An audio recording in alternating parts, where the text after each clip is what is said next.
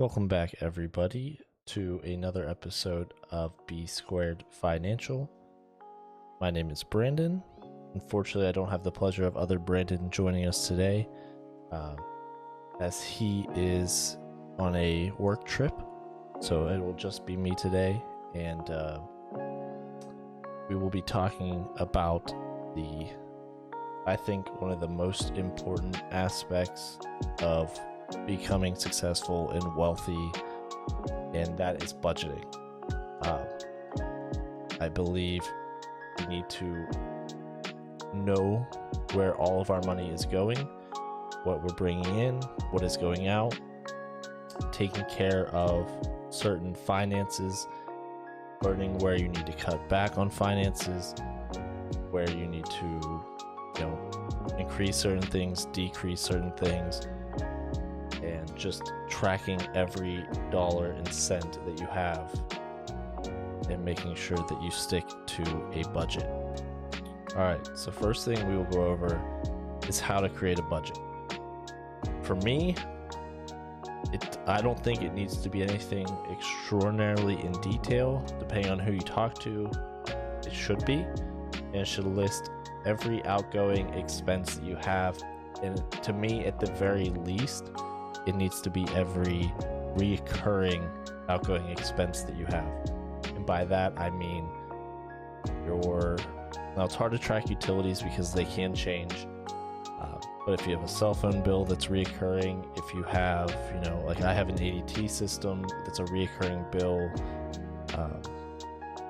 car payment, mortgage or rent, certain things like that are reoccurring, those specifically need to be listed because those are not going to go away, and those are things that you need to incorporate into your budget.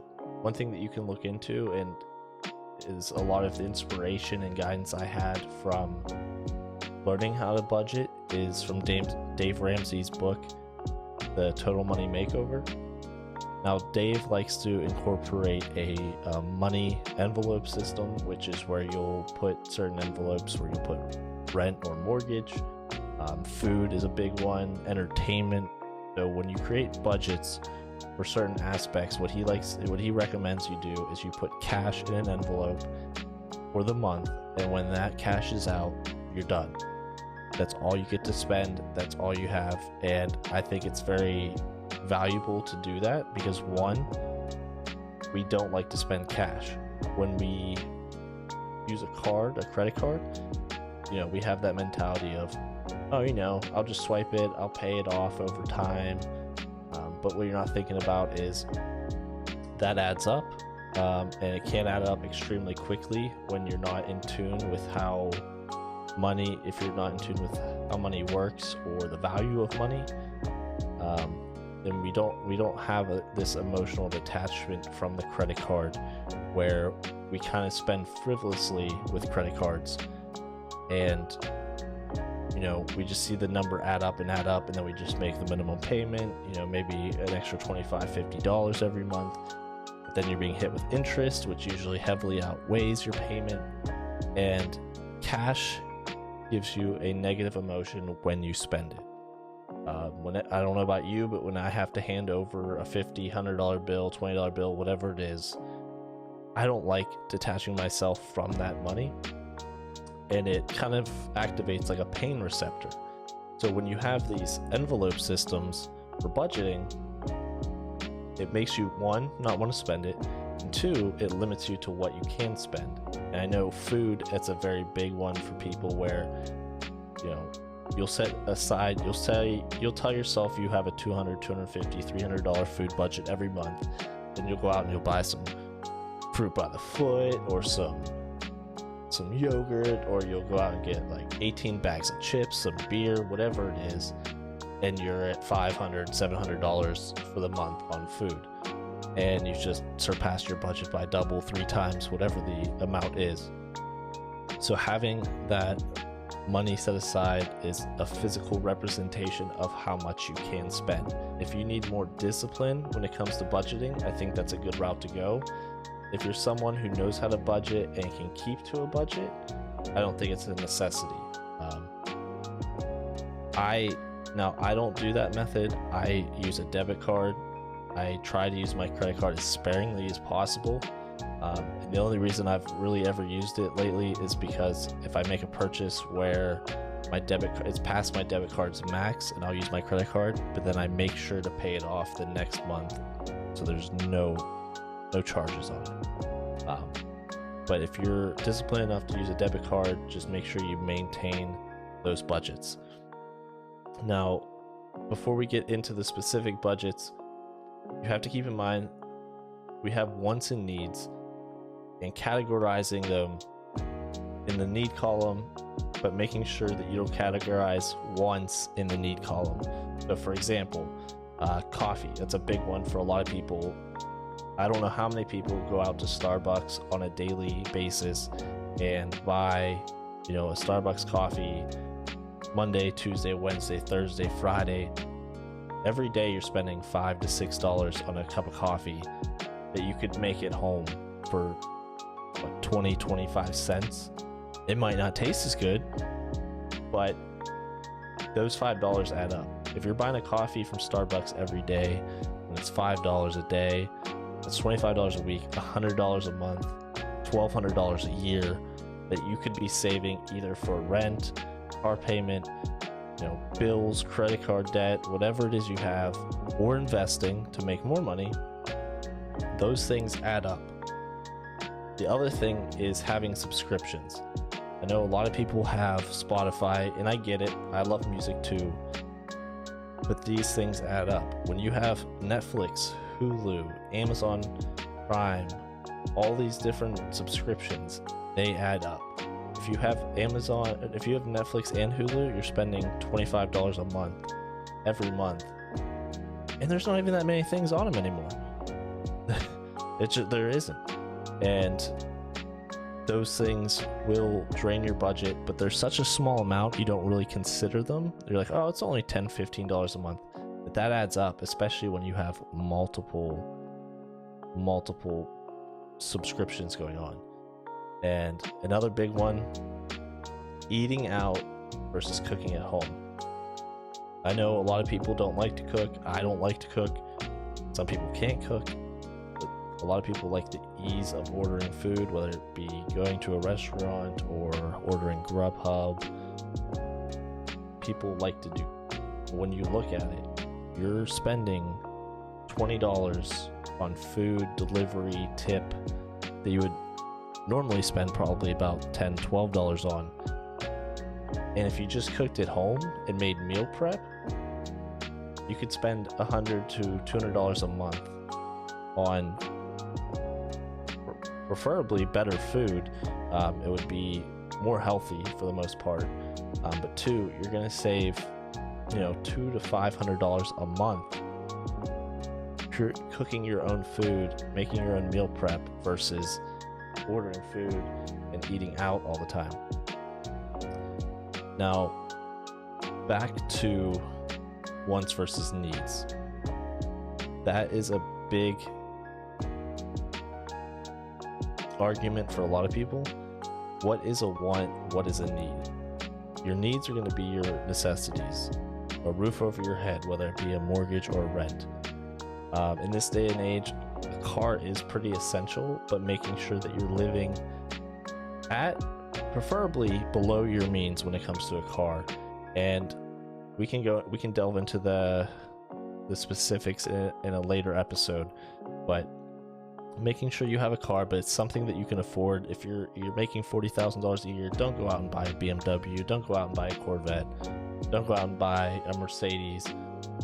Not only are they super expensive and you probably can't afford it, but you can't afford the maintenance on those cars too. And those things are going to be reoccurring every month, and you're going to have to pay that every month. And you're just going to be living beyond your means, and it's going to be awful. Food, obviously an essential. Clothes, to an extent, are essential. But what are wants that we usually categorize as needs? Like I said, clothes are needs because we do need to have clothes. But don't go shop at Gucci or Dolce & Gabbana. Don't buy a Coach purse. Those aren't things you don't need the name brands that cost $500, $1,000, $1,500 for a shirt or a purse or slacks, whatever it is. You don't need those, especially you don't need those all the time. Those are complete wants. If I have 15 shirts in my drawer, t-shirts, that I've probably had all of them since 2012, 2015. I've had these shirts for years. I don't like to go out and buy shirts.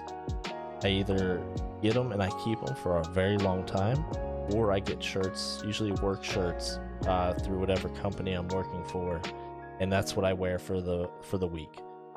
I don't like to shop. I don't think it's valuable to spend all my money on having nice shirts and nice clothes, going out every week or every other week and buying a nice shirt. It just doesn't appeal to me, and I'm sure it appeals to a lot of people, but in reality it is a want, and you don't have to buy that stuff.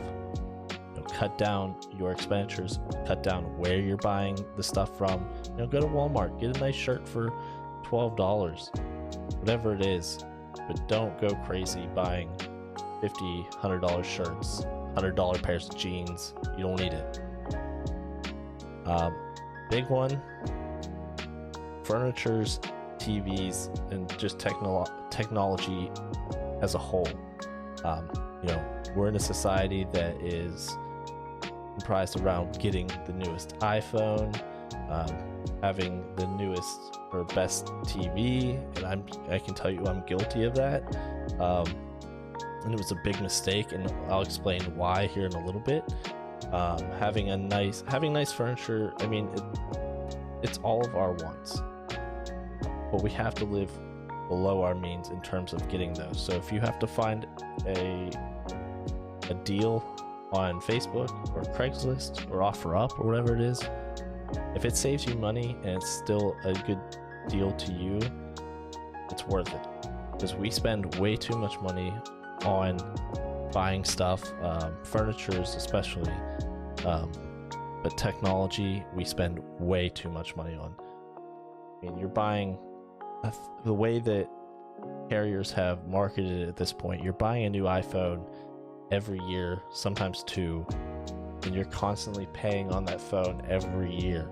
So your cell phone bill is probably $30 to $40 to $50 higher than it should be if you just had your phone, kept it for 4 or 5 years, and just saved that money and did stuff and invested that money or used it to pay off debts versus going out and buying them all the time. Now, what I'll do a little bit is delve a little into my debts, specifically my debts, my personal debts, and my personal budget. Now, keep in mind, my budget isn't super in depth, it's not super detailed, but that's because I don't spend a lot of money outside of what you'll see in my budget. I try and limit what I get. Every once in a while in the morning for work, I might stop and get a Red Bull, or I may eat something out for lunch, but it's very rare. I typically don't eat lunch. If I do, I'll stop at like McDonald's, get the dollar menu drive-through. I'll make 2 McDoubles for $3, whatever it is. I'm not going to go to a fancy restaurant. I'm not going to go to an expensive restaurant or anything for lunch. I will stay as cheap as I can. Now, I probably shouldn't get Red Bulls as often as I do, but I really don't spend too much money outside of my budget because I don't like to. I don't like to spend money. I don't like to part from money, and I have things I need to do with my money that are more important, essentially. So, in my personal debt, I had a sofa, which I bought. Like I said, we spend a lot on furniture. Originally, it was about $1,500, and my payment was around $105. I paid that off this month, so now I owe $0 on it. I don't pay anything on it. But utilizing what's called a debt snowball, which I will go into more depth on a future episode. I took that payment from my sofa and threw it onto the payment for my Best Buy credit card. So originally I was paying $165 or so a month on the Best Buy credit card. I added the sofa payment onto that to pay it off early. I'm personally going to pay more on it than the $210 I have listed, but for debt purposes and debt snowball purposes, that's how much I'm paying on it. But again, debt snowball we'll go into in a further episode. I have a Wells Fargo credit card which has a hot tub on it. That was an impulse buy. Don't do that. I regret it. I don't regret the hot tub's great. I haven't gotten it yet though.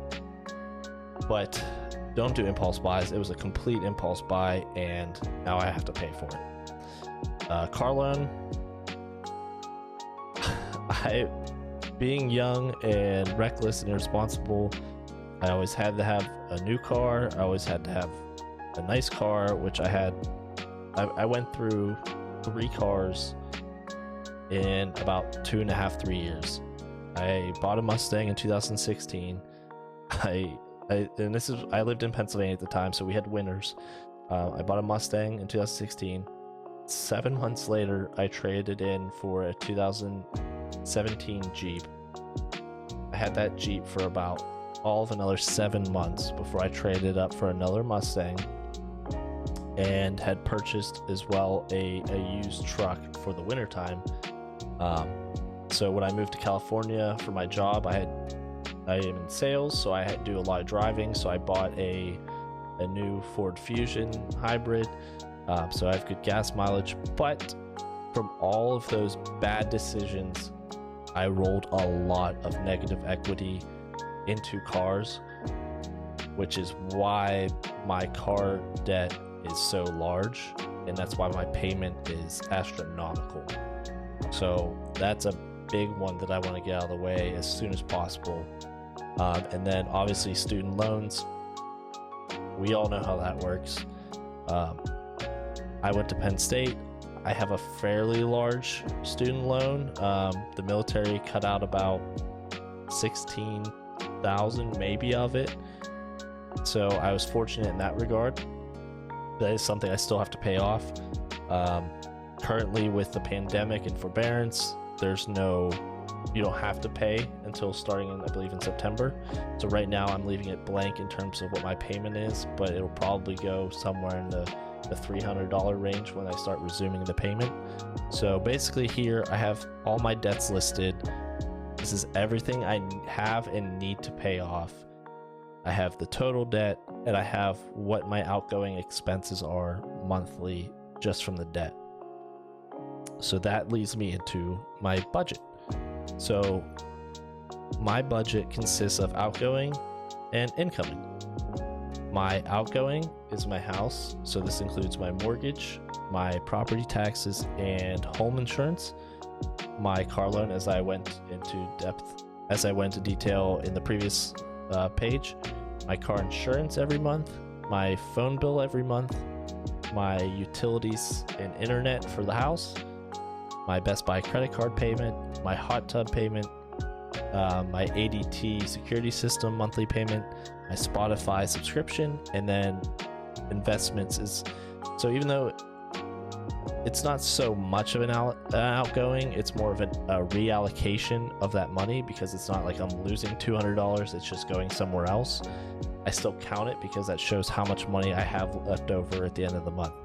So from those numbers, I'm at a total of $3,551 roughly outgoing, minus any random expenditures, like when I said I buy Red Bull from the gas station, or if I get a lunch at work. But that's pretty consistent on where it's at. Now my income, I have rent from one of my rooms, which a lot of financial people on YouTube will tell you to do. If you have an extra room, rent it. That's what I do. So between rent and paying for utilities, they pay me about $775 a month. My girlfriend lives with me. She does the same thing. She pays rent and utilities. Hers is a little less because she's still in school, but she pays me $625 a month. I get a car allowance through my work, so I'm very fortunate for that. That is $494 a month. and then I get a phone allowance through work, which is $50 a month, and then I have my normal paycheck bi-weekly that for every month is around $3,200 after taxes, of course. So my total incoming is $5,144, leaving me with about $1,593 minus, like I said, some of those expenditures like Red Bull, lunch, whatever it is. So this is a pretty basic budget, but it gives me a starting point and an idea to know how much I'm either negative or positive in terms of cash flow. So I can see I'm, roughly keeping about $1,500 a month. That allows me to make plays on my debt. So, like I was talking about, my next bill to pay down is my Best Buy credit card. What I'll probably do, instead of putting $210 towards it, is put $500 or $1,000 towards it, because I'll be able to cover that with my income and still have money left over to save. It's very important that you know what money you have coming in and what money you have going out. If you don't know that, you're going to set yourself up for failure, because you're going to assume you have all the math in your head. You're going to assume you know all the numbers. You're going to assume, usually for the positive, you're going to say, oh, I can do this. I should have about $500 coming in every month. I should have $1,000 coming in every month. But when you sit down and you do the math and you list out everything, and typically we have more outgoing than incoming, you'll start to see that that's not necessarily the case. You'll see that you're spending way more money than you need to. Now, luckily, I don't pay for food. My girlfriend and I have worked out an agreement where her rent's lower and she does the grocery shopping and the cooking, so yay me. But you need to list these all out, and you need to set a budget. The only way for you, I don't want to say the only way, but the greatest chance you have of becoming successful with money and wealthy is to know where your money is going. And if you're just guessing and you're just letting things fall into place, at some point you're going to be very disappointed. You're going to assume you have it all figured out. You're going to assume that you have tracked every dollar in your brain, but you're going to forget something, and you're not going to account for something until you see the numbers in front of you. And that's what you need to do. That's about the best advice I can give you. And if you think the Dave Ramsey book would be something you'd want to read, I highly recommend it. It changed my perception on saving. It changed my perception on debts. I wasn't as focused on budgeting and seeing where my money was going before. I just kind of wanted to invest. But the book changed my perception on budgeting, saving, paying off debts. It just changed my whole mindset on it. So now I have a more clear and focused picture on where I need to go. And I think I would highly recommend the book for anybody else who's getting into this. I'll leave the link in the description below if you want to check it out on Amazon. If you are somebody who wants to get into investing, which I will have later videos on, I will have my Robinhood link below as well, and an M1 Finance link. I've started using M1 Finance. It's great. But those links will be below if you want to check them out. Feel free to leave a comment in the comment section. Anything that you want to specifically see in terms of financing, or if you even have a specific budgeting question, a debt question, how to tackle a certain debt, leave that in the comment section. I can either reply to your comment, or I can make a video on it if it's something I can do in depth. So that would be very appreciated. And if you enjoyed what you learned, if you took some information and knowledge away from this video, please hit the subscribe button below and hit the bell button, because I will start making videos hopefully every week or two. Some will include my partner Brandon, some may be just myself, but we want to put out information for everyone out there show the journey we're on and how we're doing it, help you on your journey in the future, and help you get on the right track to financial success and, you know, achieve your goals, whether it's retirement or if it's just you want to be able to spend more time with your family, be able to afford a vacation, whatever it is. Everyone has a different goal. You know, feel free to reach out to us for any questions you may have. Please hit the subscribe button and hit the bell notification so you can see when any of our following videos come on or get posted. Thank you. I appreciate your time. Have a good one.